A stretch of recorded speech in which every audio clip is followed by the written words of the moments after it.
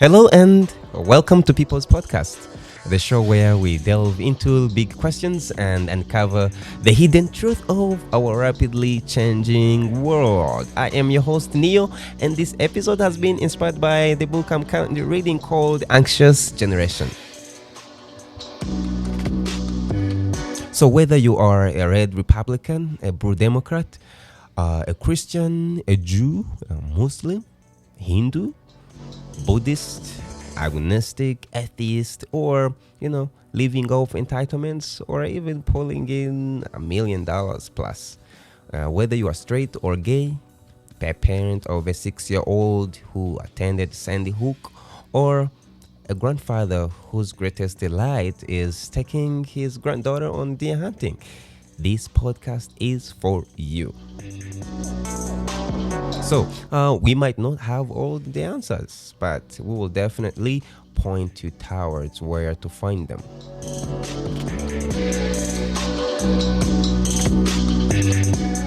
So, today we are embarking on a thought experiment that is both thrilling and chilling. You're going to imagine this. Imagine your 10-year-old child has been selected by a visionary billionaire to join the first permanent human settlement on Mars. Now, this decision was based on her stellar academic performance and analysis of her genome. A genome you don't even remember consenting to as a parent.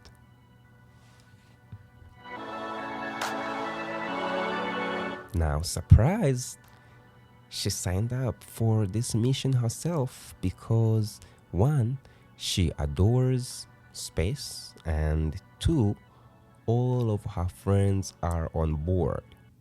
So now, she's asking for your blessing to leave Earth behind, and as a parent, before you say no, you decide to dig deep and try to learn more. Yeah, and here is what you uncover. The mission's rationale is that children adapt better to Mars's unique environment than adults. So the idea is that if kids go through puberty on Mars, their bodies will adjust to its low gravity in a way that adults cannot. But the theory, you learn, that has a lot of risks and a lot of unknowns. Keep imagining. Now, one of the risks you think about is radiation. So we are aware that the Earth is shielded by a sphere that protects us from a lot of harmful solar and cosmic radiations. And so Mars does not have this. And actually settlers there, they are exposed to higher levels of radiation. And while radiation protection has been designed for adults, this is on Mars, children, they are even at a higher risk.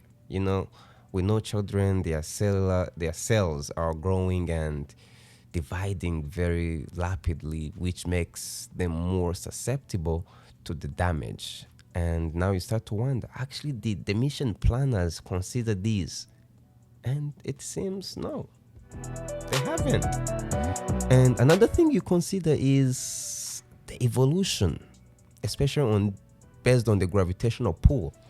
So the evolution has tailored every Earth creature to our planet's gravity. So our bones, our muscles, and cardiovascular systems, they are developed to handle this constant pull, this gravitation. And on Mars, it has only 38% of Earth's gravity. So children, if they're there, they're going to face a lot of severe health issues. Even adult astronauts already experience a lot of muscle weakening and bone density loss in low gravity. So for children now who are even still growing, their risk could even be more significant. And again, did the planners really account for this? And from my perspective, the answer seems to be no. So, big question. Would you let your child go? Now, it's a daunting thought, especially sending kids to Mars with no potential, with the potential of even never returning to Earth.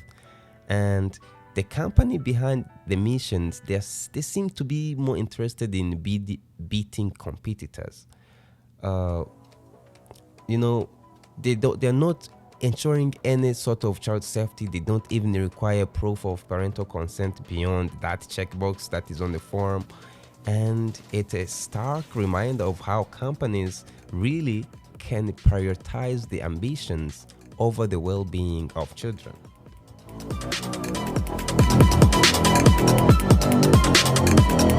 So now let's pivot this to a more grounded issue. In the early 2000s, technology companies on the West Coast, they rolled out innovations that reshaped our world. There was the rise of internet, devices, smartphones. They promised all these to make lives much more easier and even more connected. But as these technologies infiltrated everyday life, they began changing childhood in a ways we did not fully understand.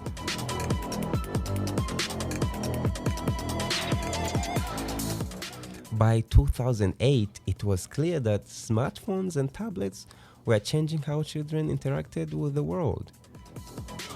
And while these devices kept kids entertained and quiet, concerns about their impact on mental health started emerging. So, despite the widespread adoption, there was very little research that had been done on how these technologies can affect young minds. So, as evidence of potential harm began to surface, a lot of technology companies, they responded to these issues with denial and a lot of public relation campaigns rather than actually addressing the issue head on. And these companies, they kept engineering their products to be very addictive. They used a lot of psychological tricks to keep users engaged, and they often targeted the most vulnerable, children.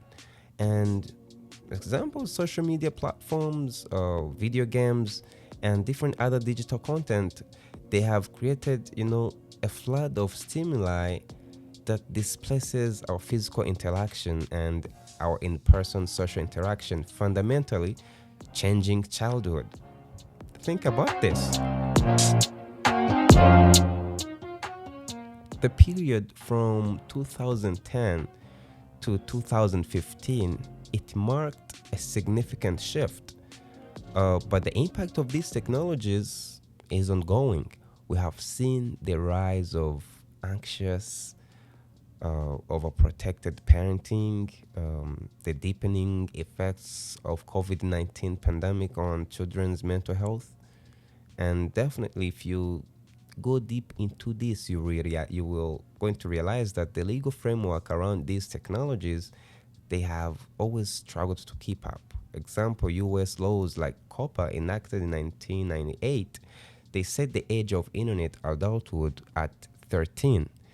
And this law, however, does not require companies to verify ages, and as a result, many young children can now access online platforms without their parental knowledge.